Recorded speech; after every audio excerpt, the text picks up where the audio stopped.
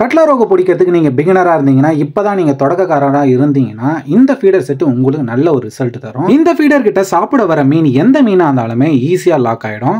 அது எப்படின்றத இந்த ஃபுல் வீடியோ பார்த்தா தான் உங்களுக்கே புரியும். அதனால் வீடியோவை ஸ்கிப் பண்ணாமல் பாருங்கள். மறக்காமல் சேனலை சப்ஸ்கிரைப் பண்ணிட்டு பாருங்கள்.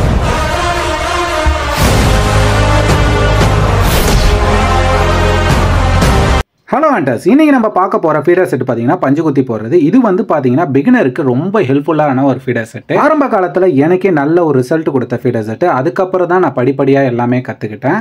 நீங்களும் அது மாதிரி கற்றுக்கலாம். இந்த ஃபீடர் செட்டை பற்றி தெரிஞ்சுக்கலாம் வாங்க. இப்போ பார்த்தீங்கன்னா நம்ம ஃபீடர் செட்டில் மீன் அடிச்சிடுச்சு. அதுக்கு முன்னாடி இந்த ஃபீடர் செட்டோட ப்ளஸ் மைனஸாக பார்த்துடலாம். ஃபர்ஸ்ட்டு இதோட ப்ளஸ் பார்த்துடலாம். இந்த ஃபீடர் செட்டில் வந்து பார்த்தீங்கன்னா உங்களுக்கு 5 ஊக்கு வரும். 3 விதமான ஊக்கு நான் யூஸ் பண்ணியிருக்கேன்.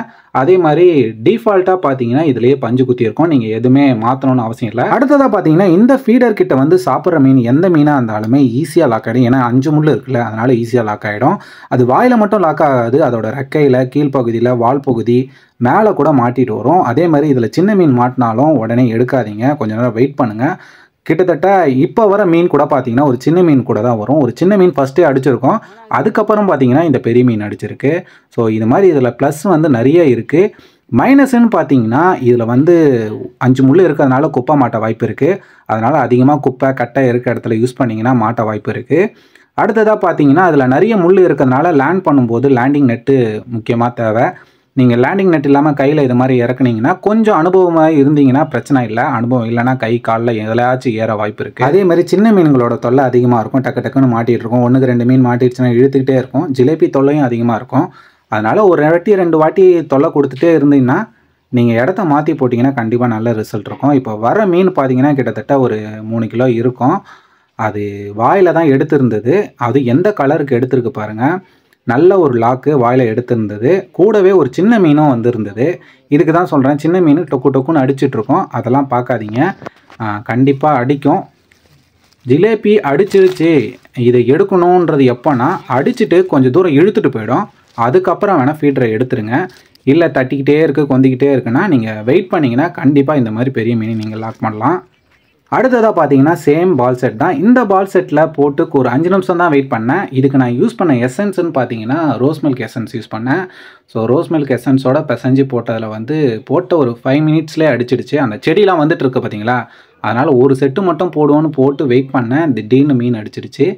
இந்த மீன் வாயில் கூட எடுக்கல. இந்த செட்டோட ரிசல்ட்டை நான் ஆல்ரெடி சொல்லியிருப்பேன், எங்கே வேணால் மாட்டோன்றதை. நீங்கள் வீடியோவை ஸ்கிப் பண்ணாமல் எண்டு வரையும் பார்த்தீங்கனாலே உங்களுக்கே தெரியும் அந்த மீன் எங்கே மாட்டியிருக்குன்றது. ஆனால் அவ்வளோ அழகாக வந்து கரைக்கு வந்துருச்சு. கரைக்கு வந்த அப்புறம் தான் இது எப்படி கரைக்கு வந்தது எனக்கே தெரியல.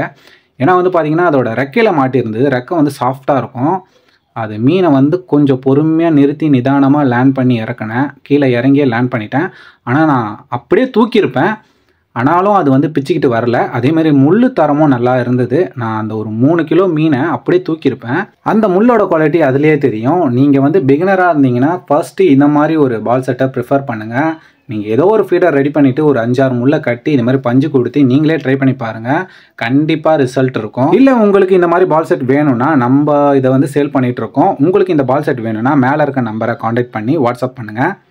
இதில் வந்து பார்த்தீங்கன்னா நீங்கள் 3 பால் செட் வாங்கினீங்கன்னா ஒரு பாப்பப் பால் செட் வந்து உங்களுக்கு ஃப்ரீயாக வரும். இந்த ஆஃபர் வந்து நான் இப்போதுக்கு போயிட்டு தான் இருக்குது. கிட்டத்தட்ட ஒரு 2 மாதமாக போயிட்டுருக்கு. இதை யூஸ் பண்ணிக்கோங்க. இதுக்கப்புறம் பார்த்தீங்கன்னா நம்ம சேனலில் இந்த கார்ப்பு பிடிக்கிறதுக்கான ஒரு சீரியஸ் தான். இந்த கார்ப்பு எப்படி பிடிக்கணும், எதை வச்சு பிடிக்கணும், என்னென்ன பால் செட் யூஸ் பண்ணலாம், என்ன லைன் யூஸ் பண்ணலாம், எப்படி யூஸ் பண்ணலாம் அப்படின்ற ஃபுல் வீடியோ வந்து ஒரு சீரியஸாகவே போட போகிறேன். ஸோ ஒரு வீடியோவும் நீங்கள் ஸ்கிப் பண்ணாமல் பாருங்கள். இதோட பிளேலிஸ்ட் வந்து 1 by 1 உங்களுக்கு க்ரியேட் ஆகும். ஃபர்ஸ்ட் வீடியோ பிகினருக்கு ஏற்ற மாதிரி போடணுன்றதுக்காக தான் இந்த ஃபீடரை வச்சு போட்டிருக்கேன். ஸோ இந்த வீடியோவை மறக்காமல் சப்போர்ட் பண்ணுங்கள். மறக்காமல் லைக் அண்ட் சப்ஸ்கிரைப் பண்ணிவிடுங்க.